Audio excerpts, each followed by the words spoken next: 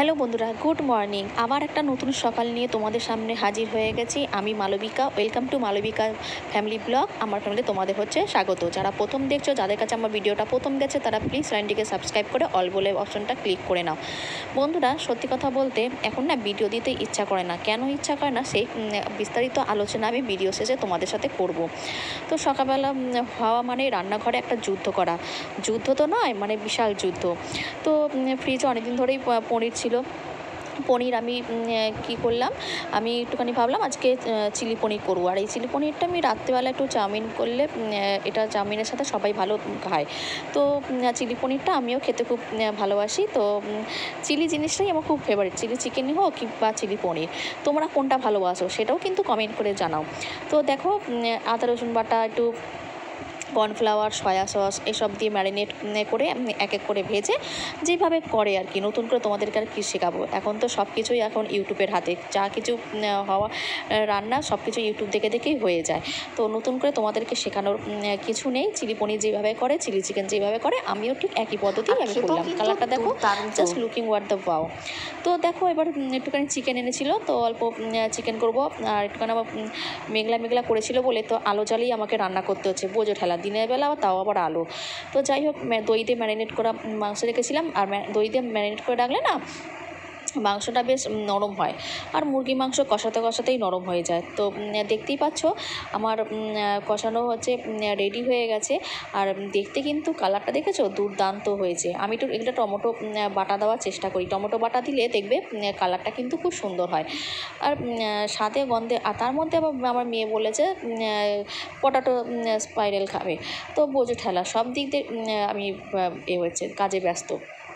তো এবার আমি মাংসটা এবার ভালো করে কষাতে হবে, কেন মুরগি মাংসটা না কষালে নেই। এবার রান্নাবান্না সমস্ত কাজ কমপ্লিট করে সবাইকে খাইয়ে অবশেষে আমার হয়েছে খাওয়ার পালা। তো কালকে একটুখানি মাছের তেল ছিল, সেটা দিয়ে আমি একটুখানি ভাবলাম কি বেগুন দিয়ে ভালো করে ভেজে নিই। এটাও খেতে কিন্তু খুব ভালো লাগে। পটল ছিল, পটল পোস্ত করেছিলাম। আর ওই পটল পোস্তটা খেতে কিন্তু খুবই ভালো লাগে। তো আমাদের বাড়ির সবাই কিন্তু পটল পোস্তটা খুব ভালো খায়, আর খেতেও কিন্তু খুব। আর আমার ভাই, আমার ছেলের কথা শোনো। ডিম ভালোবাসো? আচ্ছা, খেয়ে নাও তাহলে।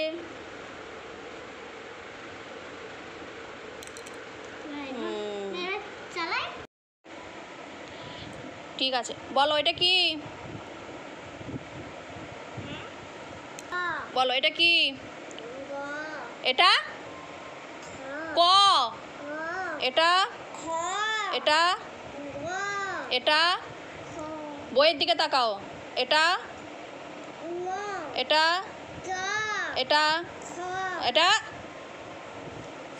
ছ, এটা এটা এটা এটা এটা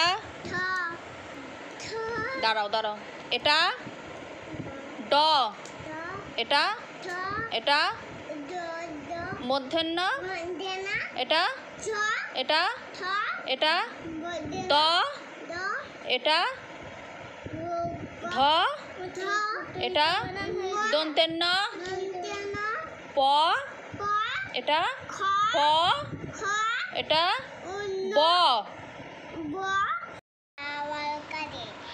আচ্ছা, আমার ছেলের কাণ্ডটা দেখো, দেখবে দাঁড়াও।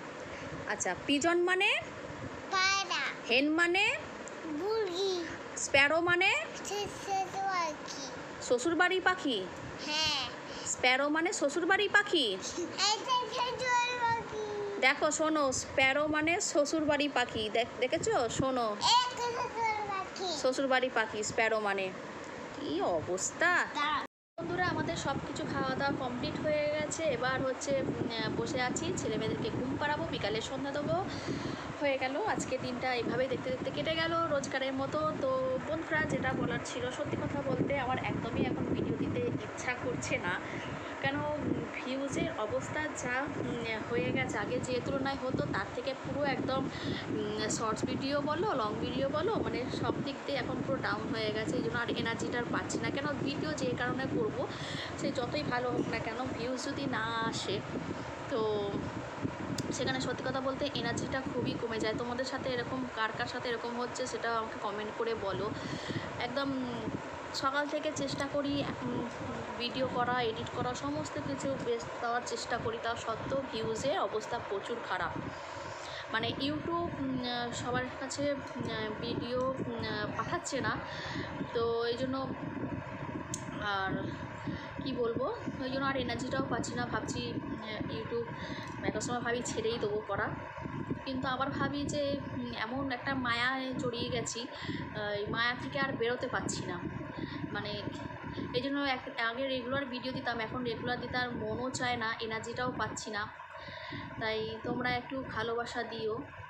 কেন দেখো, একটা ভিডিও করতে শুধু ভিডিও করে ছেড়ে দিলেই নয়, তার পেছনে অনেক পরিশ্রম হয়, যে যারা করে তারাই একমাত্র বোঝে।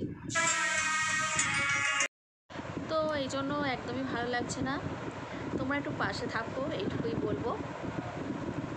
তো চলো, এখানে ভিডিওটা শেষ করছি। আজকে বেশি বড় ভিডিও করলাম না, আবার আগামী দিনে ভালো ভিডিও দেওয়ার চেষ্টা করব। বাই।